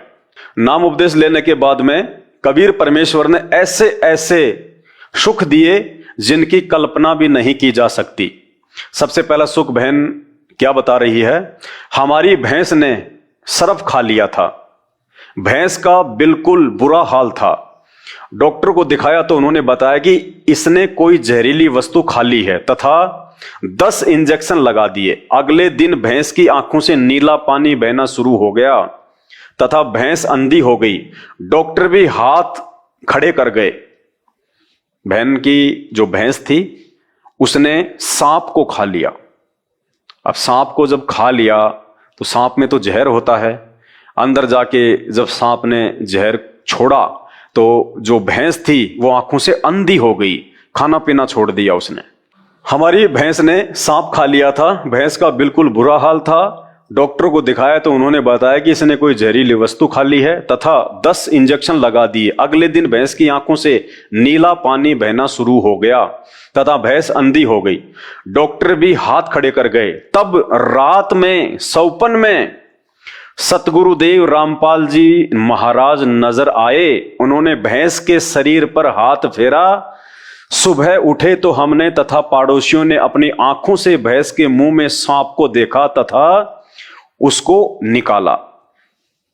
ये होते हैं चमत्कार। उस भैंस को मरना था, कोई नहीं बचा सकता था, लेकिन परमात्मा जो चाहे सो कर दे। भगवान वही है जो दिन को रात कर दे, रात को दिन कर दे। भगवान वही है जो राई को पहाड़ कर दे, पहाड़ को राई कर दे। कहते हैं साहिब से सब होत है, इंसान से कुछ नहीं, वो राई से पर्वत कर दे, फिर पर्वत से राई। परमात्मा कुछ भी कर सकते हैं। आज तक हमने केवल भगवान के विषय में सुना था कि भगवान ऐसा कर देता है, भगवान वैसा कर देता है, लेकिन हमें वो लाभ प्राप्त नहीं हुए थे। क्योंकि जिन नकली गुरुओं को हम भगवान मान के, बहुत बड़ा साधु संत मान के, जगत गुरु मान के, जिनके द्वारा बताए गए मनमुखी मंत्रों का हम जाप कर रहे थे, जिनके द्वारा बताई गई मनमुखी आध्यात्मिक क्रियाओं को हम सर्वश्रेष्ठ मान के ये सोचकर कर रहे थे कि ये करने से हमारे दुखों का निवारण होगा, लेकिन नहीं हो सकता था। वो निवारण आज इस धरती पे केवल संत रामपाल जी के पास में है, केवल संत रामपाल जी के पास में। क्योंकि ये पूर्ण पुरुष हैं, ये आदि पुरुष हैं, ये आदि राम हैं, वास्तविक श्री राम हैं ये। और इनके द्वारा बताई गई जो भक्ति है, जो शास्त्र प्रमाणित मंत्र हैं, उनके थोड़े से जाप मात्र से इंसान उन सुखों का अनुभव करने लगता है, उन असाध्य रोगों से मुक्ति प्राप्त कर लेता है जिसकी हम लाखों रुपया बर्बाद करके भी ठीक होने की कल्पना नहीं कर सकते। तब रात में सौपन में सतगुरुदेव जी महाराज नजर आए। उन्होंने भैंस के शरीर पर हाथ फेरा। सुबह उठे तो हमने तथा पड़ोसियों ने अपनी आंखों से भैंस के मुंह में सांप को देखा तथा उसको निकाला। भैंस स्वस्थ हो गई तथा पूरा दूध देने लग गई। ऐसे ऐसे पता नहीं कितने सुख आपने हमें दिए। कल तक हमारे पास 10 रुपए तक नहीं थे, लेकिन आज उन्हीं खेतों में धन उपजता है तथा किसी के आगे हाथ फैलाने की जरूरत नहीं। पड़ोसी कहते हैं कि तुम्हारे गुरुजी ही तुम्हारे लिए राम हैं। ऐसे ऐसे सुख देख के, ऐसे ऐसे चमत्कार देख के आड़ोसी पड़ोसी भी कहने लगे, क्योंकि किसी भी व्यक्ति की माली हालत को, उसकी आर्थिक हालत को उसके पड़ोसियों से बेहतर कौन जान सकता है। तो बहन पहले कितनी दुखी थी, कितनी समस्याओं में थी, ऐसा दे रोग ने उनको घेर रखा था, उसका पति शराब के नशे में बच्चों को मारता था, पीटता था, आर्थिक तौर पे भयंकर जो है वो तंगी थी। तो पड़ोसियों से बेहतर कौन जान सकता है। जिस घर में रोजाना लड़ाई झगड़ा हो, गाली गलौच हो, जिनके बच्चे रोजाना चीखें चिल्लाएं, तो पड़ोसियों से बेहतर कौन जान सकता है। तो पड़ोसियों ने जब चंद ही समय में देखा कि इसका तो जीवन बदल गया, ये तो नरक से स्वर्ग में आ गए, तो पड़ोसियों ने कहा कि तुम्हारे गुरुजी तो तुम्हारे लिए राम हैं, राम यानी भगवान, परमात्मा, अल्लाह, जो सारे सुख देता है। दुनिया भी कहने लगी, पड़ोसी भी कहने लगे। पड़ोसी कहते हैं कि तुम्हारे गुरुजी ही तुम्हारे लिए राम हैं। अज्ञानियों द्वारा बहकाया हुआ भोला भाला समाज क्या जाने आपकी महिमा को। संत रामपाल जी महाराज के विरोधी तो सिर्फ कीचड़ उछालना जानते हैं, जिसके साथ गुजरती है वही बता सकता है उसको आपसे क्या कुछ मिला है। हम आपसे यही प्रार्थना करते हैं कि हमें अपने चरणों में ही रखना, तथा आप हजारों वर्ष ऐसे ही दुखियों का सहारा बने रहें। सतगुरु रामपाल जी महाराज पूर्ण परमात्मा के अवतार हैं। ये स्वयं ही पूर्ण परमात्मा है, ये किसी के अवतार नहीं है। चूंकि ये ज्ञान धीरे धीरे समझ में आता है, नाम लेते ही पूरा ज्ञान समझ में नहीं आ जाता है। जैसे हम किसी बच्चे को स्कूल में एडमिशन दिलवाते हैं, तो एडमिशन दिलवाते ही वो बच्चा जो है वो विद्वान नहीं बन जाता है, उसको थोड़ा समय लगता है। आपका नाम लेने के बाद हमारे घर में इतना सुख मिला परमेश्वर जी कि हम वर्णन नहीं कर सकते, फिर भी वर्णन करने की कोशिश कर रही हूं। मैंने आपसे सन 1996 में नाम उपदेश लिया। उसके करीब 1.5 साल के बाद एक घटना घटी जो इस प्रकार है। क्या घटना घटी बहन के साथ में? एक रात मुझे यह सब दिखाई पड़ा कि मैं गांव में शमशान पूछ रही हूं। सौपन में बहन को दिखाई दिया कि गांव में मैं शमशान घाट का एड्रेस पूछ रही हूं। मुझे बताया, वह दिखाया गया कि आपने कल यहां पर आना है। कोई और शक्ति थी, शैतान की, इस काल की। उसने दिखाया कि आपने कल इस शमशान घाट पे आना है, यानी कल आपकी मृत्यु है, यानी बहन के संस्कार में मौत थी, पहले से लिखी हुई थी। अब देखना ये परमात्मा उस मौत को कैसे टालता है, कैसे उसको एक्सटेंड करता है। मुझे बताया, वह दिखाया गया कि आपने कल यहां पर आना है। वह मुंडाना पाने का शमशान था। जब सुबह हुई तो मुझे हैजा हो गया, मुझे इतना ज्यादा सिर में दर्द हो गया कि टक्कर मारकर मर जाऊं। मौत के सभी कारण पूर्ण हो गए। डॉक्टर को बुलाया गया तो उन्होंने इंजेक्शन लगाया। उसके बाद डॉक्टर ने बताया कि यह मर चुकी है। डॉक्टर आया, डॉक्टर ने चेक किया, इंजेक्शन लगाए और अंत में डॉक्टर ने डिक्लेयर कर दिया कि ये मर चुकी है, ये डेड है। उसके बाद 4 दूत दिखाई दिए। फिर उन्होंने मुझे दोनों तरफ से पकड़ लिया और बोले कि हमें भगवान ने भेजा है, आपको लेकर जाएंगे। कौन से भगवान ने? शैतान ने, काल ने। आपको लेकर जाएंगे, आपका समय पूरा हो गया है। मैंने कहा कि मेरे गुरुजी नहीं लेकर जाने देंगे। फिर उन्होंने कहा कि आपके गुरुजी क्या करेंगे, आपका समय पूरा हो गया है, हम ऐसा करेंगे कि आपके हाथ से ही आपकी मौत करवा देंगे। उसके बाद मेरे दोनों हाथों ने गले को बड़ी जोर से दबाया, क्योंकि देखो सूक्ष्म रूप में वो शैतानी शक्तियां जिसकी मृत्यु का समय होता है, और जब वो यम के दूत आते हैं उसको लेने के लिए, उसके वो प्राण निकालने के लिए, तो वो आड़ोसी पड़ोसियों को दिखाई नहीं देते, वो घर वालों को दिखाई नहीं देते, वो केवल उसी को दिखाई देते हैं जिसकी मौत होनी होगी। तो उन यमदूतों ने कहा कि तुम्हारे गुरुजी क्या करेंगे। जब बहन ने कहा ना विश्वास के साथ कि तुम कौन लगते हमारे, हम तो पूर्ण परमात्मा की भक्ति कर रहे हैं, सतगुरु रामपाल जी भगवान की, हमारी मौत तो उस समय होगी जब हमारे गुरुजी चाहेंगे, तुम हमें नहीं हाथ लगा सकते। तो यमदूतों ने कहा कि देखते हैं तुम्हारे गुरुजी क्या करेंगे, हम ऐसा करेंगे तेरे हाथों से ही हम तेरी मौत करवा देंगे। तो उन शैतानी शक्तियों ने सूक्ष्म रूप से उस बहन के दोनों हाथ पकड़ के और उस बहन के जो गले को दबाया। उसके बाद मेरे दोनों हाथों ने गले को बड़ी जोर से दबाया, जिससे मेरे प्राण आंखों में आ गए। मैं किसी से बोल नहीं सकी। बंदी छोड़ कहते हैं कि आजम तेरे घटने घेरे तू राम कहन नहीं पावेगा। एक शब्द है सतगुरु रामपाल जी भगवान का कि आजा बंदे शरण राम की फिर पाछे पछतावेगा। दशरथ पुत्र श्री राम की नहीं, राम मतलब भगवान परमात्मा, आदि राम, आदि पुरुष। परमात्मा कहते हैं वो आदि राम, वो सत्य पुरुष जब इस धरती पे सतगुरु रूप में आता है तो कहते हैं उसकी शरण में आजा, आजा बंदे शरण राम की फिर पाछे पछतावेगा। मात पिता तेरा कुटुंब कबीला सारा ही खड़िया लखावेगा। जब वो यम के दूत आएंगे ना तेरी आत्मा को निकालने के लिए, तो कहते हैं तेरे माता पिता तेरे रिश्तेदार सब वहीं खड़े होंगे, लेकिन वो कुछ नहीं कर पाएंगे उस समय।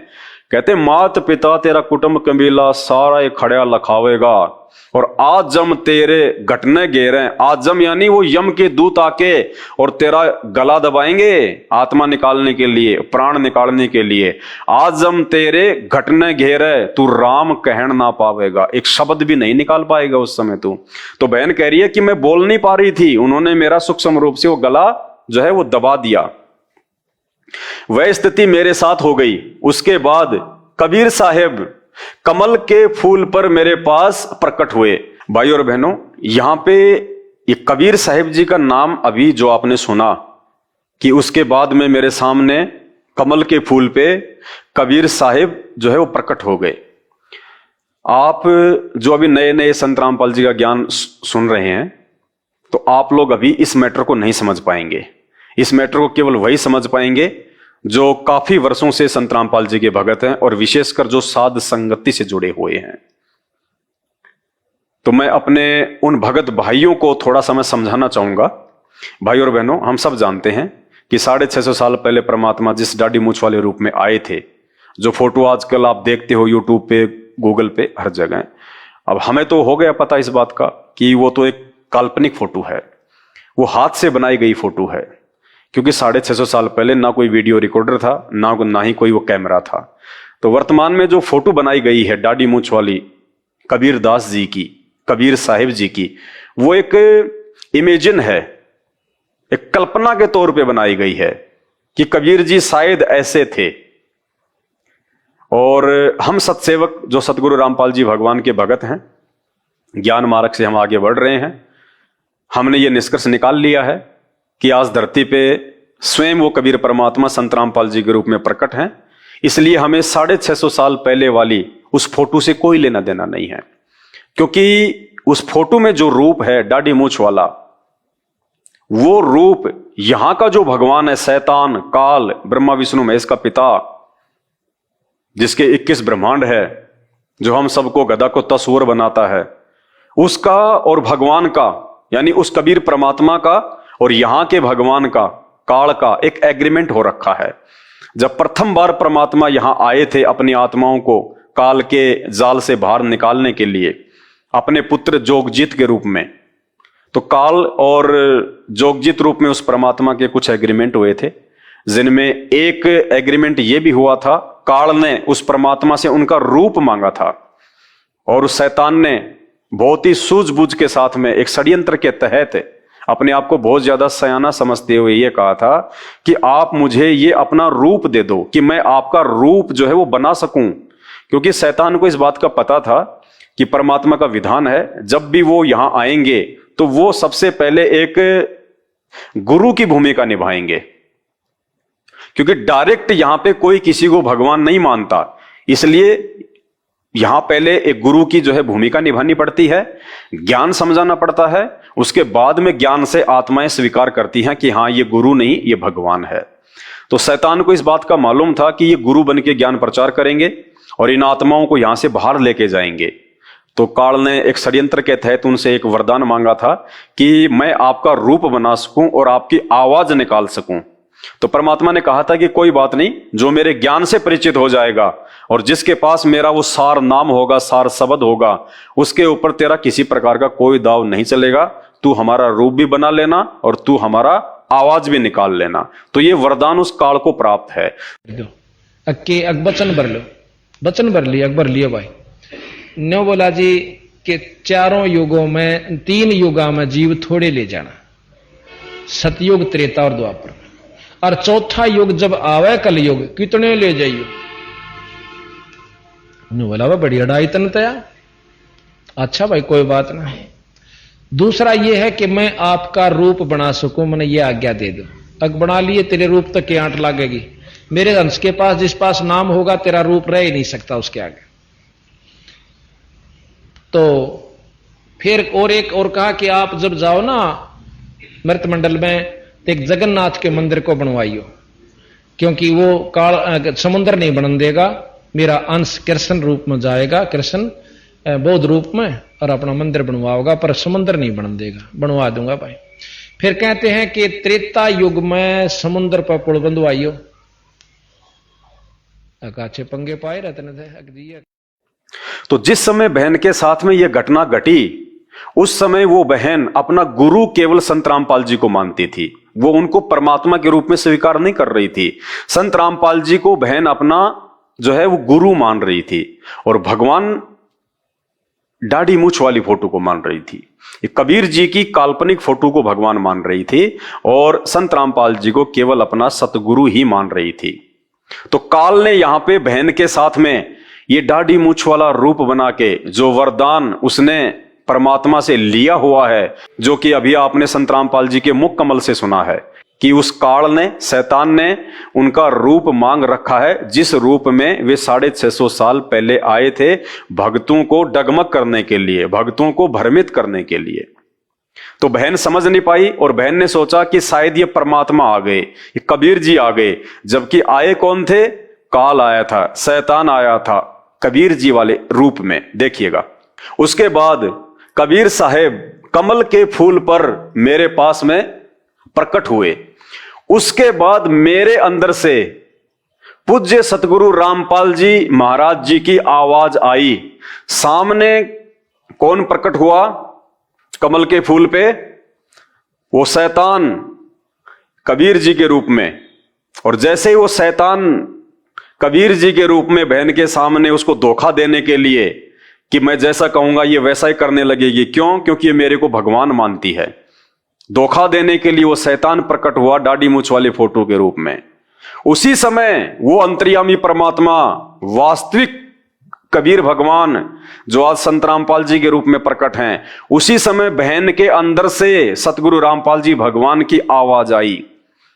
आवाज क्या इनको नहीं आ सकती थी? ये नहीं बोल सकते थे, लेकिन आवाज जो है वो किसकी आई? सतगुरु रामपाल जी भगवान की, बहन के अंदर से। उसके बाद कबीर साहेब कमल के फूल पर मेरे पास प्रकट हुए। उसके बाद मेरे अंदर से पूज्य सतगुरु रामपाल जी महाराज की आवाज आई, और क्या कहा? इस लड़की को आप कैसे लेकर जाओगे? इसे हम नहीं जाने देंगे, इसे तो हम चाहेंगे तब लेकर जाएंगे। वो शैतान दाढ़ी मूछ वाले रूप में आया उस बहन के पास, उसको ले जाने के लिए, उसके प्राण निकालने के लिए। उसी समय सतगुरु रामपाल जी भगवान तुरंत बहन के अंदर से बोले, आवाज आई, और क्या कहा? परमेश्वर ने आकाशवाणी की। क्या कहा? कि आप इस लड़की को ऐसे नहीं लेके जा सकते, इस लड़की को तो हम लेके जाएंगे जब चाहेंगे तब। भाई और बहनों, ऐसे ये शैतान हमें दाढ़ी मूछ वाली फोटो के रूप में धोखा देगा।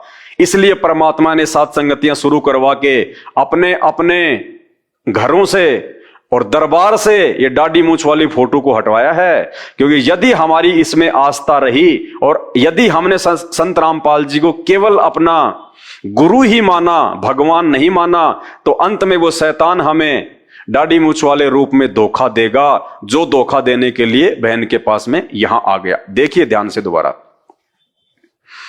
वह स्थिति मेरे साथ हो गई। उसके बाद कबीर साहेब कमल के फूल पर मेरे पास प्रकट हुए।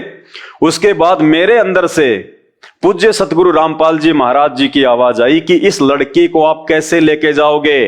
दाढ़ी मूंछ वाले से कह रहे हैं सतगुरु रामपाल जी भगवान कि इस लड़की को आप ऐसे कैसे लेके जाओगे, इसे हम नहीं जाने देंगे, इसे तो हम चाहेंगे तब लेकर जाएंगे। इसका अगर पैर भी काट दोगे तो हम वह भी जोड़ देंगे, क्योंकि परमात्मा जो चाहे सो कर ही, भरम पड़ो मत कोई। परमात्मा धरती पे प्रकट है, पैर जोड़ना कौन सी बड़ी बात है, ये तो बाएं हाथ का खेल है परमात्मा का, चुटकी बजाने जितना काम नहीं है।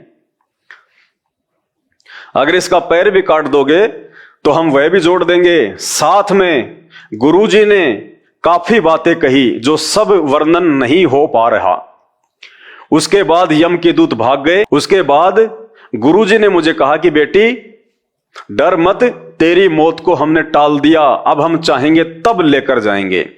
और सतगुरु रामपाल जी भगवान ने कहा कि बेटी आज तेरी मौत थी, ये काल तुझे लेने के लिए आया था, तेरी मृत्यु डॉक्टर डिक्लेयर कर चुके हैं। आज तू हमारी कृपा से, हमारी रजा से आज तू पुनः जीवन दान को प्राप्त हुई है। आगे का समय मर्यादा में रह के परमात्मा की भक्ति में लगा देना। उसके बाद में हमारी एक भैंस जिसका ब्याने का समय नजदीक था, वह एक दिन बिल्कुल बुत की तरह हो गई, यानी पत्थर की तरह हो गई, अकड़ गई वो भैंस जो बच्चा देने वाली थी। डॉक्टर को बुलाकर लाए तो डॉक्टर ने टाइम से पहले ही हाथों से बच्चा निकाला। उसके बाद भैंस ने जेर नहीं डाली। किसी के कहने पर हमने थोड़ी सी जेर बाहर होती है उस पर ईंट बांध दी तो वह जेर टूट गई। जेर के टूट जाने पर भैंस की हालत बहुत बुरी हो गई।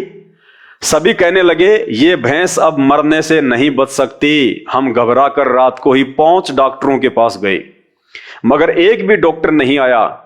कहते हैं कि यह केस निपटाना हमारे बस की बात नहीं है, अब परमात्मा ही बचा सकता है।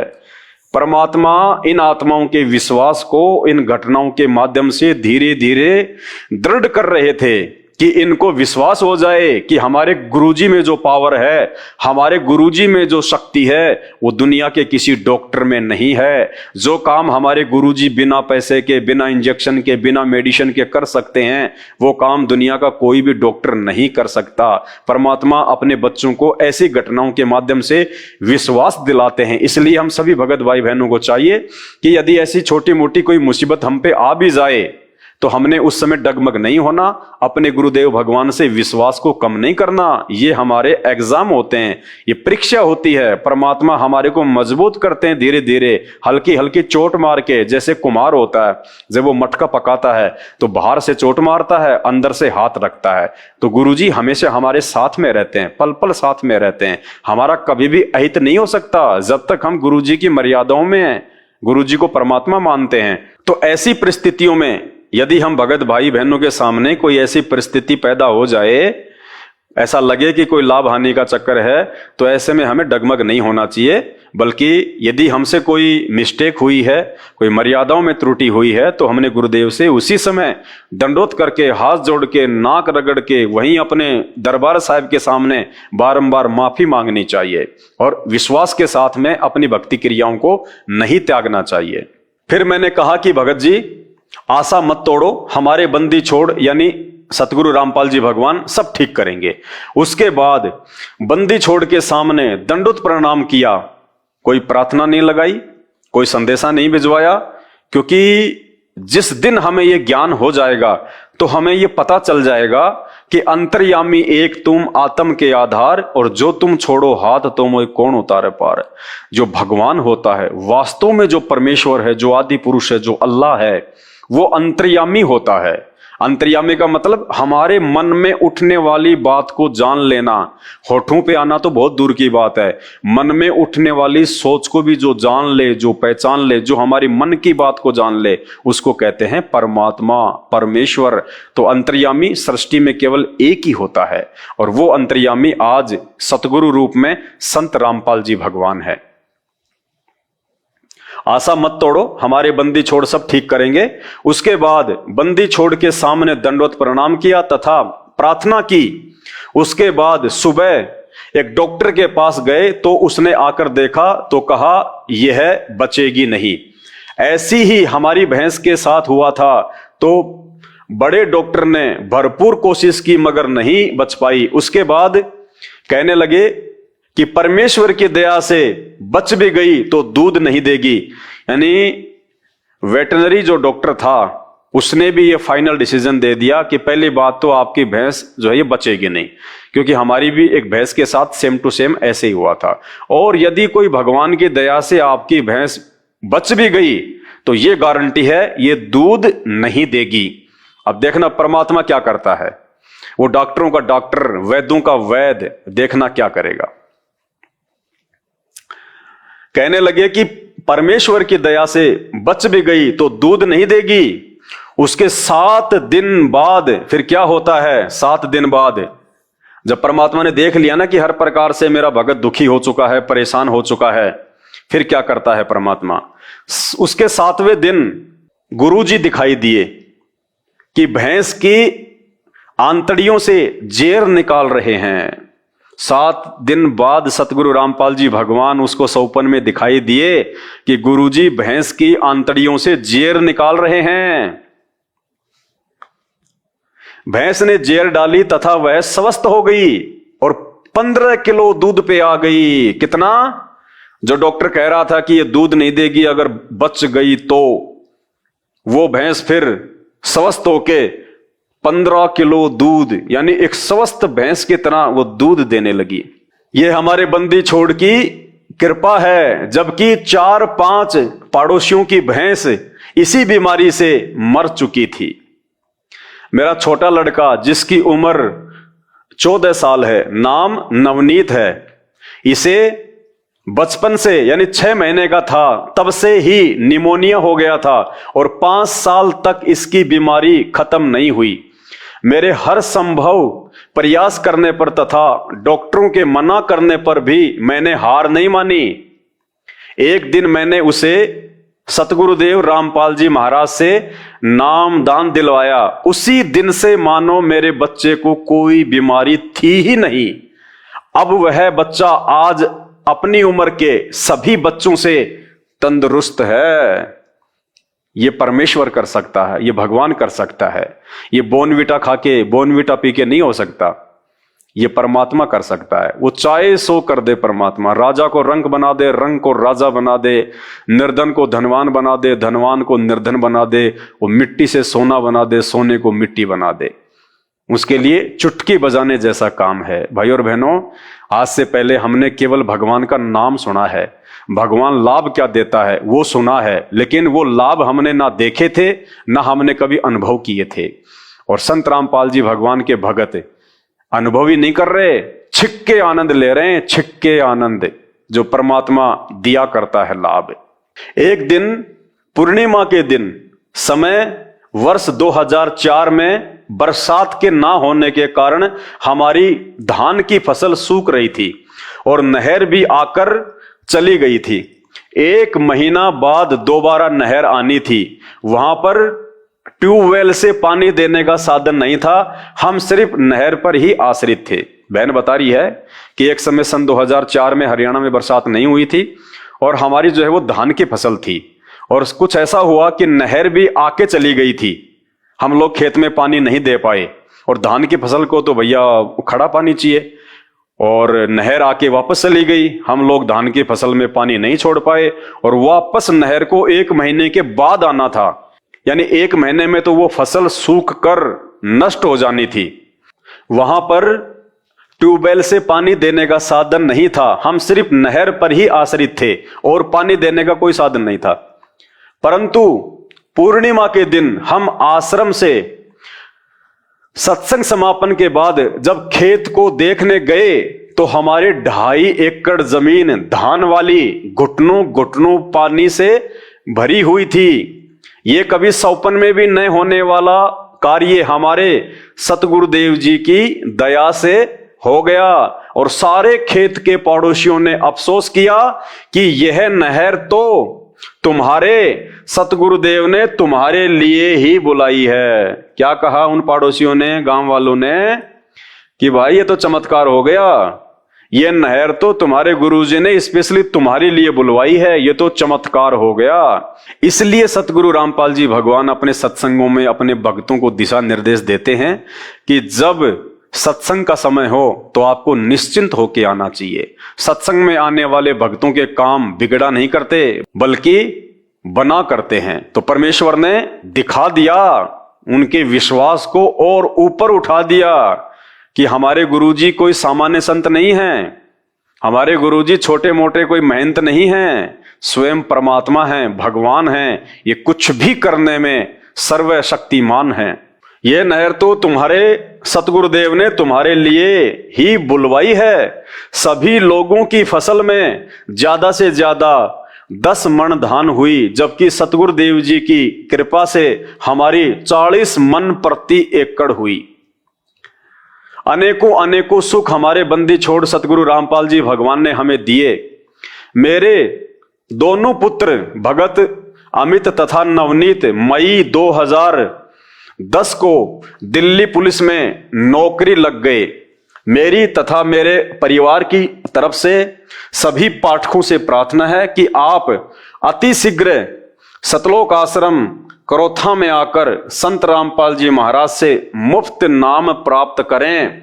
मनुष्य जीवन व्यर्थ ना करें। कबीर परमात्मा कहते हैं, काल करे सो आज कर, आज करे सो अब, पल में प्रलय होएगी, बहुर करोगे कब।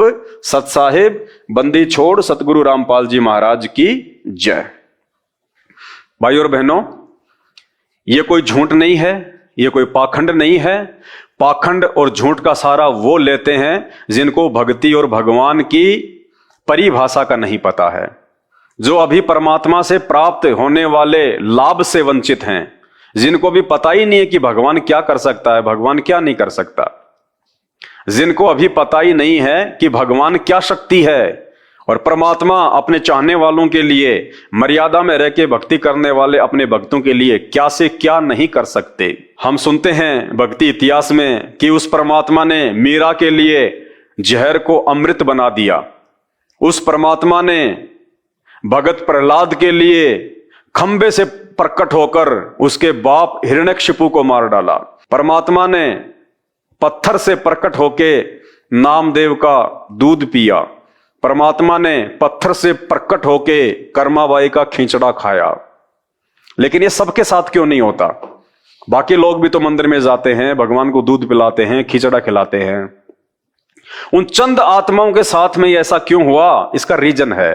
रीजन ये है कि जो चमत्कार परमात्मा ने उन आत्माओं के साथ में किए थे वो परमात्मा की विशेष आत्माएं थी। वो आत्माएं जन्म जन्मांतरों से उस परमात्मा की भक्ति करती हुई आ रही थी, लेकिन वो किसी कारण पार नहीं हो पाई। या तो उनमें विश्वास की कमी थी या फिर वो मर्यादाओं में नहीं रह पाती थी, जो भी कारण रहा हो। लेकिन जो भक्ति हम करते हैं परमात्मा की, उस भक्ति का धन हमारे पास में बहुत ज्यादा इकट्ठा हो जाता है। वो पुण्य हमारे बहुत ज्यादा संख्या में जो है वो बन जाते हैं और उन पुण्यों के आधार पे परमात्मा ने वापस फिर हमारे को मानव जन्म ही देना पड़ता है। यानी पूर्ण परमात्मा की शरण में आने के बाद, जैसे आज संत रामपाल जी भगवान आए हुए हैं सतगुरु रूप में, ये पूर्ण परमात्मा है। यदि आज इनसे किसी ने नाम उपदेश ले लिया, अगर आजीवन मर्यादा में रह के भक्ति करेगा, उसका तो आत्म कल्याण हो जाएगा, उसका तो 84 लाख से जन्म मरण सदा समाप्त हो जाएगा। वो तो अपने वापस उसी लोक में चला जाएगा जहां से हम आए थे। अपनी नालायकी के कारण हम उस परमेश्वर के साथ उसी के लोक में चले जाएंगे, सचखंड में। और यदि किसी ने मर्यादा तोड़ दी और वो पार नहीं हो पाया, तो परमात्मा का विधान है वो उस आत्मा को 84 लाख योनियों में नहीं जाने देता। उस आत्मा को उस समय तक, जब तक कि वो पार ना हो जाए, उसको मानव जन्म ही मिलती रहेंगे। ये केवल सतगुरु रामपाल जी भगवान की भक्ति से ही वर्तमान में संभव है। बाकी नकली संतों की भक्ति से जन्म मरण का रोग कभी भी समाप्त नहीं हो सकता। तो भाई और बहनों, आप इन बातों को थोड़ा सीरियस लीजिएगा। ये मजाक की बातें नहीं हैं। हम कोई यूट्यूब से या फेसबुक से 4 पैसे कमाने के लिए अपना समय जो है ये बर्बाद नहीं कर रहे हैं। ये बातें आपको इसलिए बता रहे हैं कि वास्तव में धरती पे परमात्मा प्रकट है। हम लोगों की पहले भक्ति सही नहीं थी, हमारी साधना सही नहीं थी, शास्त्रों के अनुसार नहीं थी, इसलिए हमें कभी भगवान के दर्शन हो ही नहीं पाए। जबकि भगवान साकार है, आप और हमारे जैसा है, मनुष्य रूप में है, आज धरती पे आया हुआ है, वो चलता है, बोलता है, फिरता है, सारे समाधान करता है, सारे लाभ देता है। लेकिन आज से पहले हमारे पास में वो भक्ति विधि नहीं थी, वो वास्तविक शास्त्र प्रमाणित ज्ञान और मंत्र नहीं थे जिससे भगवान हमें लाभ दे, भगवान हमें आशीर्वाद दे, भगवान हमें जो है वो दर्शन दे। क्योंकि इन नकली धर्मगुरुओं को खुद नहीं पता कि भगवान कौन है, कैसा है, कहां रहता है। क्योंकि बिना तत्व ज्ञान के, और ये तत्व ज्ञान बिना तत्वदर्शी संत के नहीं हो सकता। इसलिए भाई और बहनों, आज इस पूरे विश्व में, पूरे ब्रह्मांड में केवल सतगुरु रामपाल जी भगवान ही वो तत्वदर्शी संत है। स्वयं ये अल्लाह अकबर हैं, परमात्मा है, श्री राम है, जो आज अपने भक्तों को सर्व लाभ दे सकते हैं, लाखों को दे सकते हैं, अरबों को दे सकते हैं। क्योंकि भगवान के घर में किसी चीज की कोई कमी नहीं होती है। परमात्मा की शक्ति असीमित होती है, उनका भंडार कभी खाली नहीं होता, ना आशीर्वाद का और ना ही उनके जो है वो प्रेम का। तो भाई और बहनों, आज भगवान हम सभी आत्माओं को शास्त्रों से ज्ञान देके अपनी पहचान करवा रहे हैं और हमें वापस अपने साथ ले जाने के लिए आए हैं। जो हम अपनी नालायकी से, अपनी गलती से इस काल के चक्कर में पड़ के और इस गंदे लोक में आ गए। यहां हम जन्म रहे हैं, मर रहे हैं, गधे कुत्ते सूअर बन रहे हैं। 2 पैसे के लिए सारा दिन आदमी बैल और गधे की तरह कमाता है, फिर भी उसकी इच्छाएं पूरी नहीं हो पाती है। एक आदमी यहाँ पे राजा बन के सुख भोग रहा है, एक आदमी 4 रुपए के लिए भीख मांग रहा है। कभी वो बीमारी से परेशान, कभी एक्सीडेंट में टांग कट जाए, आंख फूट जाए, बच्चे हुए तो ठीक, नहीं हुए तो ठीक, आंखों के सामने बच्चे मर रहे हैं। कब माँ मर जाए, कब बाप मर जाए, किस रोग से मर जाएं, कोई भरोसा नहीं। यहाँ पे 1 सेकंड का सुख नहीं है। जिस सुख को हम सुख मान रहे हैं वो तो दुख है, दुख। हमें तो अभी सुखों की परिभाषा का भी नहीं पता, सुख की तो हमें डेफिनेशन का नहीं पता। और जिन चीजों को हम ये सुख मान रहे हैं ना, गाड़ी घोड़ा बंगला, 4-5 करोड़ रुपया, कोई मंत्री पद, बहुत बड़ा कोई काम धंधा अच्छा हो जाए, नहीं, ये तो दुख हैं। सुख की तो हमें परिभाषा के भी नहीं पता, हम तो इन दुखों को सुख मान रहे हैं। क्योंकि यही सब चीजें आगे चल के हमारे गले की फांसी बनती है। तो भाई और बहनों, आज परमात्मा धरती पे प्रकट है, निसंशय और निर्भय होके, निष्पक्ष होके। सबसे पहले आप संत रामपाल जी के कुछ दिन यूट्यूब पे सत्संग सुनिए। साधना टीवी पे रोजाना रात्रि 7:30 बजे से 8:30 बजे तक उनके मंगल प्रवचन आते हैं, या फिर यूट्यूब, मोबाइल सबके हाथ में रहता है। आप यूट्यूब पे जाइए, सर्च कीजिएगा संत रामपाल जी महाराज जी के सत्संग। बाकी आपसे निवेदन करूंगा, यदि आप उनके द्वारा बताई गई सृष्टि रचना को पहले सुनेंगे तो आपको सब कुछ समझ में आ जाएगा। क्योंकि जो सृष्टि रचना है ये सभी धर्मशास्त्रों की और भक्ति की मास्टर की है। जिसको सृष्टि रचना समझ में आ गई, वो अध्यात्म उसको चुटकियों में समझ में आ जाएगा। चुटकियों में आपको ऐसा लगेगा कि ये वेद, कुरान, पुराण, बाइबल, ये गीता, ये तो मैंने बहुत पहले पढ़ के छोड़ रखे हैं।